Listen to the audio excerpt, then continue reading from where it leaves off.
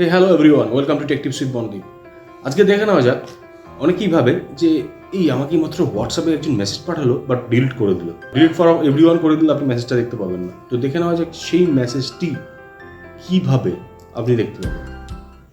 তাহলে দেখে নিন কোন সেটিংসের মাধ্যমে আপনি দেখতে পাবেন যে কি মেসেজ আপনাকে পাঠানো হয়েছিল এবং যেটা ডিলিট করা হয়েছে। তো ফার্স্ট আপনি মোবাইলের সেটিংস মেনুতে যান, সেখানে গিয়ে নোটিফিকেশানস অপশানে যান, তারপরে অ্যাডভান্স সেটিংস, নোটিফিকেশান হিস্ট্রিতে গেলে আপনি দেখতে পাবেন যে আমাকে এই মেসেজটি করা হয়েছিল। দেখুন, মনোদীপ ITTL আমার আরেকটা নাম্বার থেকে যে মেসেজটি করা ছিল, হ্যালো হাউ আর ইউ। আপনি যদি দেখেন যে আমার এই নাম্বার থেকে যে মেসেজটা এখানে শো করছে, আপনি যদি আমার হোয়াটসঅ্যাপ ওপেন করেন তাহলে কিন্তু আপনি এই মেসেজটা দেখতে পাবেন না। দেখুন, this message was deleted show করছে।